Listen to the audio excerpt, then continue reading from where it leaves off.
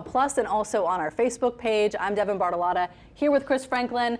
We've got a lot of people with ruffled feathers about this cold weather, Chris, Yes. and a lot of people have a lot of questions about what's going to happen. I understand. Can you start with the nutshell forecast of what you think at this point we should be expecting? What we are expecting and what we know is that it's going to be bitterly cold. We're going to see several mornings of freezing temperatures on both sides of the lake. Now, we've been here before North Shore. That's not really as much of a concern because temperatures have been already at that hard freeze levels several times. Hopefully folks north of the lake have already prepared by wrapping their pipes several times this season. Get ready to keep them protected. And I know a lot of folks will wrap outside faucets, so maybe you remove that, just protect those back again. But there is also the chance that we could see a morning, maybe more, of a hard freeze even on the South Shore. So that would be the metro area where pipes would need to be protected there as well. You still have several days. We're not even getting into the freezing temperatures until Monday morning. So you've got tomorrow, Saturday, and even during the day Sunday, though tomorrow and Saturday will be much milder compared to where the temperatures will start going on Sunday. So what we know is it's going to be getting bitterly cold, and we're going to be cold for several days. What we again know are the freezing temperatures are coming back. Now, as we say in the bottom line there, the exact temperatures, because some models have started to trend a little bit colder, especially for Wednesday morning. So we're not exactly certain of the precise temperatures. However, we're starting to get a better idea. And we also don't know about the snow ice chances. There has been some agreement with the computer models in the most latest run, but this is really the first time the models have been in good agreement so far. So we will see if that trend continues over the coming days. So what we're also getting a better idea of are those temperatures, because as I mentioned, we're starting to see that bitterly cold Siberian air now starting to move into northern Canada. What that means is we need to be able to better sample the data for our computers to then give us a more accurate forecast. Well, when it's over Siberia, we're limited in how much data we can collect. We don't have much data at all over the North Pole. So as it now starts to move within our sensors and we're getting a better sampling in northern Canada, we can get a better idea of just how cold those temperatures will get. So what's interesting is now that that colder air has started to move into northern Canada, that's when the computer models started going a little bit colder for Wednesday morning and placing parts of the North Shore in the teens, and that potential for a hard freeze on the South Shore as well. That would be Wednesday morning. So with this air now moving in, we're starting to get a better idea of those temperatures. Doesn't really help us with regards to the snow forecast, but we're understanding a bit more about how cold we will get. And that's pretty cold. We really that wish is they cold. would just keep their air up there. But that is it's not. really cold. This is what we call the polar vortex, which will be sending this air mass south. All right, so I'm going to ask the question that a lot of people are thinking. Why can't you just tell us how much it's going to snow? Is it going to snow? Is it not going to snow? What's the deal? The first step will be yay or nay if it snows. Okay. Then we would start getting into the possibility of accumulation. So even as of right now, one of the models, the GFS, which is the American model, had been kind of consistently not bringing any precipitation, whether it be rain, sleet, or snow. It was kind of saying, I don't think we're going to see much of anything. Whereas the Euro, and I was showing these graphics yesterday, had abundant snow and rain from deep into the Gulf north into Arkansas. So you had one model with the entire deep south with either a cold rain or snow, and another model saying absolutely nothing. So when you've got that broad of a range of forecast on two of your big models, there is little confidence in that forecast. So we're so used to hearing these models in the context rather of hurricanes. Right. How much different is it when you're forecasting precipitation in the form of snow rather than a storm? It's each type of weather has their own caveat that make them complicated. And sometimes, I'll be honest, snow forecasting on the Gulf Coast in the deep south can be more difficult than even hurricane forecasting. Wow. Just because of the nature of where we are. I mean, New Orleans and the Gulf Coast, we are considered the subtropics. So to get a snow event takes a lot, and you have to have so many conditions that have to be met, and everything has to be timed perfect for us to get snow. Does the cold air get here? Does that precipitation overrun while the coldest of the air is here? We might see freezing temperatures at the surface, but are those freezing temperatures the same aloft, meaning above the surface? So a lot of folks say, well, we're expecting us in the 30s and it's going to rain, so that has to mean snow. That doesn't mean snow at all. It has to be cold within the entire column of the atmosphere. I actually have a graphic that I can show you that in a moment, but it just, again, it's many things other than just, oh, it's going to rain, or you're expecting a system that brings rain, and we're in the 30s. Yeah. So that right there means no. Actually, no, if we had rain and temperatures like this, that would be freezing rain. That would be ice. Oh, we don't want to deal with that. Worst case scenario. If we just have the best case scenario for prettiness, enjoyment, and safety would be if it is just snow. Where it's pretty, we tend to see, because our ground conditions, unlike up in Minnesota or you know, the plains, ground conditions here are warm to where usually the pavement, the concrete, won't freeze over, or at least with snow, it wouldn't stick. Yeah. So a best case scenario for us where people can enjoy the snow would be if it's just all snow, but we know that usually doesn't happen. It does. What a cliffhanger, Chris. It does. Well, and that's the problem. And as one of our producers said, as I explained in our meeting, where I might not know until it is occurring, and he said, oh, well, that's really convenient. But it really is the case, because sometimes you might see these bands of snow, rain starting to move your way. And I still remember this as one of these systems moved in from Texas, that the freezing line just kept going north and south. And that freezing line is what kind of determines whether it's a cold, freezing rain, or it's sleet, or it's snow. And sometimes that little line fluctuates all along the Gulf Coast to where one area it is all snow, one area it's kind of a mix, one area it is rain. So the models keep going back and forth as to exactly what we would see. Oh my. Well, you were talking about road conditions. And by the way, if you are following us on Facebook Live, I am taking your comments from the captions, or the comment section rather. So if you do have a question for Chris, go ahead and type it out and I will force him to respond. This is the time to ask me. I can't finagle my way out of replying your individual DMs. Okay. Oh no. Somebody said, Nikki King Favalora says, at what point will decisions be made to close roads? Is it when they spot ice? Is it when they see a certain number of accidents? Is it a temperature? That's a good question. That would be kind of a city, parish, state decision. You don't work for DOT. I do not work for the DOTD, so that would not be. Hopefully, if we know with more certainty by Monday, I would say and usually is the case with winter weather, they wait until the last moment. What would be wonderful is if we were expecting this on Monday, Martin Luther King Jr. Day. Federal offices are closed, banks are closed, schools are closed. You're going to have a lot fewer people on the roads Monday compared to when everyone is going back to work and school on Tuesday, which is when we're expecting this. So I know you kind of already went over this, but can you give me a little bit more of the timeline of when we could potentially see precipitation? And we know cold coming Monday morning, but when could we see it getting wet? Oh, the Arctic air, we're already turning colder Sunday. We'll be in the 40s all day and windy.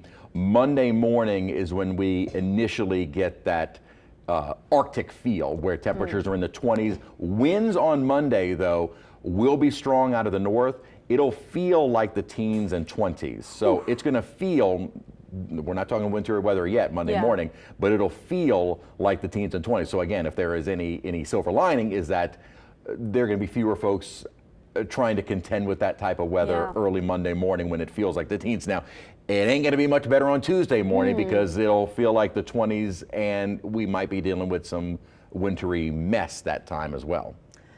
Wonderful. Sounds great. I'm not convinced. I'm reading the comments here. By the way, we're on until 7:25, so you've got about 10 more minutes to send your questions in to us. Someone says in Hammond, Louisiana, it says on the Weather Channel 3 to 5 inches. Is that possible? Someone else says, do we know how much the North Shore could be looking at? So this is all, I know. Did you just say the Weather Channel? I did. I said it out loud. I know you threw major shade on the Apple Weather app. Apple Weather app was stupid. We're not going to get into that today, I am an Chris. Android user, so that's why I say that. However, but it was saying 9 inches of snow. It was saying 9 inches of snow. And I out. tell you what, there is not one model I have seen that is calling for 9 inches of snow. Good. Now, with that said, we really haven't started looking into like snow rain equivalencies of what we could see in terms of accumulation, because as of right now, we still aren't entirely certain what, if anything, we're going to see. So once we know for more certainty what type of wintry weather, if anything, that we're going to see, then we can start looking at more detail. Because really what we're looking and waiting for are more the high resolution models, which only go out about 3 days or so. Those are going to give us the more accurate forecast numbers. And so we're really waiting until we get into this weekend to have a little bit more accuracy. So stay with us through Saturday, Sunday, and certainly Monday we will have a far better idea of what we're looking at for Tuesday. So if anybody is telling you right now that you're going to have 5 inches of snow in your backyard, maybe take it with a grain of salt. Take it with a grain of salt. It seems like in that case, maybe somebody was leaning more toward one model versus the other. Exactly. Right? That may be. I don't know, and I don't know how Apple derives their data. Or the Weather Channel. Or the Weather Channel, or any of the national outlets. You're going to want to trust the folks that have dealt with actual New Orleans and South Louisiana snows in the past. That it is a very difficult forecast. Somebody said this is way too in the weeds for me. But why do we keep getting Gulf lows? Can you explain what that means? I talked about that a bit earlier with, let me go back here on a satellite imagery. And that was Kenny Branson. Thank you for sending in your Excellent question. So let me jump to this graphic. We're kind of in a pattern this winter of an active subtropical jet. So the moisture that we are looking at that'll be headed our way with what will fuel the possible wintry weather is a pattern that actually extends south of Hawaii. This is the subtropical jet stream. We sometimes call it the Pineapple Express. It is basically a plume of moisture that originates deep in the Pacific, comes across Baja into northern Mexico, Texas, and then makes its way into the Gulf of Mexico. It's within this flow that fuels all of that moisture. Now, what develops the Gulf low is the fact that we have been seeing these upper troughs. These are the dips in the jet stream, the polar jet stream that come out of the northern plains, out of Canada, as these upper troughs deepen, and what I mean by deepen is dig farther south. As we see them deepen into the kind of the southern plains, that starts to create what is also called cyclogenesis, the formation of a low, and it just usually occurs in the area of coastal Texas because it's just kind of in that perfect spot of the subtropical jet with the overrunning moisture, these upper troughs deepening, and so we get these Gulf lows. We've had several of them already this season. It's actually what tends to bring us our rainfall in the winter, and it's this type of pattern that if everything lines up, we would see snow in the deep south, in the Gulf South.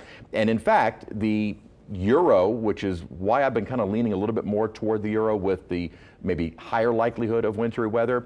If you remember a couple of weeks ago, one of the models, the GFS, had been aggressive with calling for snow in Louisiana last week. Euro never, had always said it would just be rainfall, and sure enough, we never saw snow. It's what happened with the snow in Dallas to Atlanta. We didn't get anything like that here. So the Euro had done, not that it's always going to do a fantastic job, but it just seemed to handle that event pretty well. So even early on, I started to put a little bit more just personal forecast thinking here. I started to put a little bit more thinking behind the Euro with my forecast, and so I always leaned a little bit more toward some type of wintry weather. Okay, that's interesting. We've got some more questions here. People saying here, it's very clear that people are very worried about the roads when it comes to the beginning of the week. Of course, of course, that's going to be the biggest barrier to getting to work or school or whatever. People are saying if it rains and it's that cold, will ice form on the roads? I think the answer is that yes. is freezing rain. That is where you've got liquid precipitation falling. It's warm enough to keep it as a liquid, and then by the time it reaches the surface temperatures are below freezing. It freezes on contact. That's when you get the ice on roads, usually elevated roadways. That's what we saw a number of years ago, where all elevated roads were closed and you only could use street level. And it just made traveling southeast Louisiana difficult because we have a lot of bridges. You made an interesting point earlier in saying that the difference between us and people up north is that our roads have been much warmer, and the road temperature really does make a big difference when it comes to what sticks and how long it sticks. Absolutely. And I mean, when I worked in Kansas, I would do a road temperature forecast because it would give you a rough idea of will ice form and then how long that ice would stay. That really is not as much of a concern. Now, initially, when it first falls, it is, because the ground isn't able to warm up the surface streets quite as fast. So you still will see some ice and the potential usually much worse on any elevated roads where the winds are able to come underneath and create a colder surface. And so that's where ice would be a concern. Again, best case scenario, it comes in as snow, it's pretty, there's nothing that accumulates on roads, it's passable, and then it's done. The worst is if it's any kind of rain or a snow that melts, refreezes, then we would have the ice concern. And it's possible because, again, we're expecting this event on Tuesday, that temperatures, depending upon exactly how this system sets up, may not get back above or very much above freezing to where it could still be an issue for Wednesday morning. So it may be a couple of mornings, again, depending upon how this all works its way or how it sets itself up, that it could be an issue for a couple of mornings. And it's a tough thing to prepare for because you can prepare as well as you can knowing that there is cold coming. You can wrap your pipes, make sure that your pets are inside, bring in the plants, make sure you got a nice coat and everything. But when it comes to having to leave your house in a storm, I know from living in Minnesota, growing up in Pennsylvania, that there is very little you can do to prevent that from screwing up your day. Right, and that's why I said it may be a call that is made on Tuesday morning. If we start to see kind of the earliest that some of this may start to move our way could be late Monday night. So hopefully by that point, even late into the evening, maybe late into the night Monday, before we even get to daybreak Tuesday, hopefully we'll have already seen what roads are looking like, and we'll have a better idea of what has been off to our west. So this will be coming in from Texas, western Louisiana, so we will have already seen what is occurring there and kind of have a very good idea of what's headed for us, which is why I said we're really not going to know anything for more certainty probably at the soonest Monday. Can you talk a little bit about how difficult this is to forecast? It seems as though we are in the cone of uncertainty of winter weather right now. It is, very much so. And we're looking at the spaghetti plots. So these are the spaghetti plots of winter weather. Yeah, can you tell me what is the difference here? Because we all know that hurricane forecasts are also refined and refined and refined the closer that we get. One of the big things that one of the big differences between the models as to why the GFS had been going drier, the Euro had been going wetter, was because of the placement of this low, this Gulf low that is going to develop. Euro had it a little bit farther north and a little bit closer to the Louisiana coast, so more of the moisture. GFS always had that low much farther south, which would have kept the bulk of that moisture farther south as well. So in essence, as a hurricane is a low pressure center, we are trying to forecast the placement and track of a low. And then within that low is going to be, or the low will be within this possible large area of moisture, and then depending upon the temperatures is where we would see kind of that freezing line setting up for what type of wintry weather we could experience. We got some other questions here asking if school closures will be announced. I feel like so much of this is TBD. It is very much TBD. You know, it's really, and you said through the weekend we should know more about the exact timing. Exactly. If the models remain consistent, like I said, as of this evening, they were in agreement with snow on Tuesday. If that continues tomorrow into the weekend, and then certainly by Monday, the system will have already started to set up, we will have a much better idea. So I would say Monday is kind of the last day before we get into, and again, thankfully it is a holiday weekend, so you do have time to prepare. As far as what to prepare for, there really isn't much you can do other than preparing your home. I would protect pipes. I live on the South Shore, so I'm probably going to protect my pipes as the numbers are coming in. They've been trending a little bit lower, so if we do see even us into that mid-upper 20 range in the metro area, that is the possibility of pipes, so you want to make sure that those are protected. North of the lake, again, you've already been there, so that should already be, should already be protected. But as far as preparing for it, protecting pipes, having a way to stay warm, always people and pets, that goes without saying. But this will also be for folks that have a lot of plants and a lot of plant lovers in this building. Yeah, we got a lot. Eleanor Tabone texts me constantly with cold weather. It takes her like at least an hour. Well, she has 100 tropical plants and they're all in pots. I know. In her courtyard, and she drags each and every one of them inside. And then she has like a whole lizard colony living in her living room by the end of Well, they all have to stay warm too. I know. The good news is, I guess, that on Saturday we got kind of a nice warm day to take care of some of these outside things. Tomorrow it'll be in the 60s. Saturday it'll be near 70. So you've got a couple of days. Now, you're still good on Sunday, but it'll be in the 40s and windy. So it'll be cold, but you still have some time to get out there and make any preparations that you need, protecting plants. Again, I always say, I shouldn't have to say it, people and pets always when Yeah. it turns cold. It's always that question of, do I need to bring plants inside? Do I need to protect Yeah. them? And then pipes. So that's why I tend to focus. Not that I'm ignoring people or pets. It's just I feel as yeah. though that That's should implied. go without saying. Someone asked if there is any concern for power outages. If it's a snow, probably not. If Yeah. it's ice, then absolutely. Yikes. You know, it doesn't take much to start taking down lines if we get any kind of freezing rain to accumulate on power lines or on any tree branches. Then it could be an issue. Can we talk about the light at the end of the tunnel? What is Yeah. getting this out of there? Okay, toward the end of next week. This is a Gulf flow that is moving along within that flow I was showing you that's coming out of the Pacific. So this, as it develops, is going to be moving right along. So there's nothing that's going to slow it down, stall it. We're not looking at feet of snow. We're not even really looking at several inches. We'll see as we get a little bit more information with the system developing. It doesn't develop really until Monday. Sure. But this will be moving on, and then actually we'll see an upswing in temperatures toward the end of the week before it looks like temperatures drop again by the weekend. So we are not going to have a more than 3 days that we would be below freezing. There's a possibility that we could be 3 days, depending upon where those temperatures go Tuesday during the day. But we'll certainly start to see an increase by Thursday, Friday. That is certainly good news. Yes. Any kind of thaw, I feel like is Yes, and good news. usually, and I know in the past when we've had ice on roads, as soon as we get a sunny day, really even if temperatures stay just above freezing, if we can get some bright sunshine, that usually clears all of that. It's actually interesting. I remember on one of the overpasses on the Earhart Expressway, if there was a pocket in the shade, the snow stayed. Anything in the sun, it melted almost immediately, but any little shaded pockets, the snow would kind of linger there. Wow. And we've been sharing a lot of tips too. If you've been watching us today and yesterday, lots of tips on how to layer and what to do with your home to keep everything warm. The biggest layering tip: make sure you got something waterproof on the outside. That was, it blocks the and you know wind. what? I never would have really considered that. Where people are probably just trying to put on more and more sweaters, sweatshirts. Yeah. Like the guy, I guess he was in St. Paul's. Like if Yeah. you can go and you can feel blow through it, then the wind is going to cut Yeah. through. But if you put on a waterproof, because I'm sure a lot of folks here know, in the summertime doing hurricane coverage, it's 80-something degrees outside, but Yeah. raining, and in that rain jacket, you are sweating profusely because it traps all your body heat. So yeah, layer up, but then put on a rain jacket over it. Even if it's a thin rain jacket, it's going to break the wind. Yeah, and thin layers better. So Right, you know, so don't go out and buy those things. heavy weather gear. You don't need it. You probably have enough stuff. Yeah.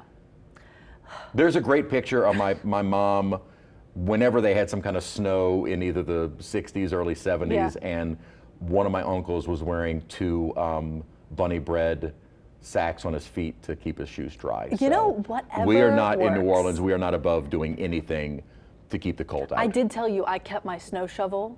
Yes, that you did. I have had since I moved to Minnesota. Not that I think you'll need a snow I shovel, don't think I'll but- ever need it. but you've I got do it. have it. You've got it just in so case. if you need me on Tuesday morning, I don't know how I'd ever get to your place, but You let may me know. be the only one. You might be out shoveling streets. I might be. Let's hope not. Let's certainly Swear hope to not. Orange Fest, you'll be fine.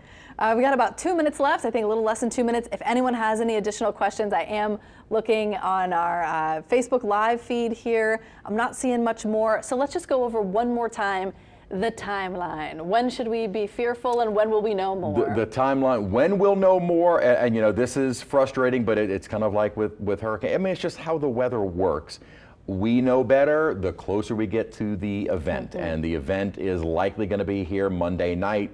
Possibly Tuesday is what most of the models are indicating, so we will know much better as we get closer. So certainly by this weekend, and then definitely by Monday. So the bitter cold, that's what we know. We are turning cold. We also know is we're going to have several days of freezing temperatures and long durations of those freezing temperatures. There may be periods on the North Shore by the late night through the overnight and into the midday hours where we have maybe, 10 to 15 hours below freezing. So we are looking at long durations of freezing temperatures. Also the possibility Wednesday morning of a hard freeze even south of the lake. Those precise temperatures kind of still being worked out, as well as what, if any, wintry weather we see on Tuesday.